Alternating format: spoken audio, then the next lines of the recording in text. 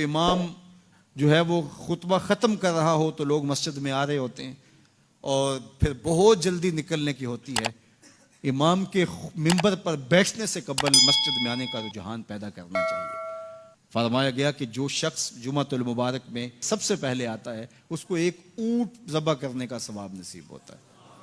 جو اس کے بعد آتا ہے اس کو ایک گائے ذبح کرنے کا، پھر ایک بکری، اور جب امام منبر پہ بیٹھ جاتا ہے پھر رفع الکلام کلمے اٹھا لی جاتی ہیں. پھر اس کے بعد عام جو ثواب ہے وہی مرتب ہوتا ہے، وہ جو خاص ثواب ہے اولیت کا وہ پھر اٹھا لیا جاتا ہے.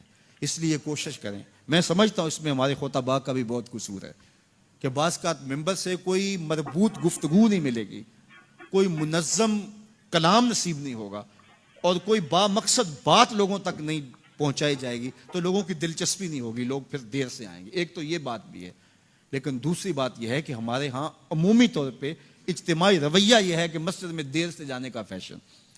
تو اس فیشن پہ نہ چلے، بلکہ امام اور خطیب کے منبر پر بیٹھنے سے قبل جتنا وقت گزرے گا آ کے بیٹھ کے تلاوت کرتے رہیں، ذکر و فکر میں مشغول رہیں.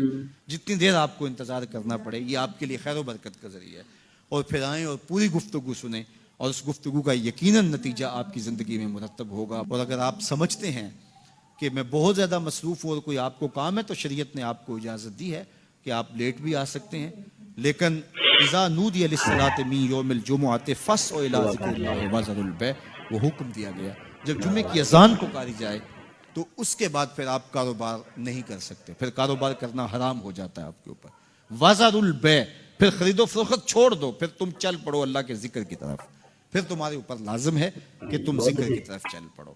تو اس لیے اس سہولت سے ہمیں فائدہ حاصل کرنا چاہیے کہ اگر ہم خطبہ پہلا چھوڑتے ہیں اور دوسری اذان یہ اذان ہے جس کے بعد کاروبار کرنا حرام ہے، اذان ثانی ہے، یہ سہولت کے لیے یہ پہلا وقت اجمیوں کے لیے ہے تاکہ جو ہے وہ اردو میں یا اپنی زبان میں اجمی زبان میں بھی کچھ کلام سن سکیں.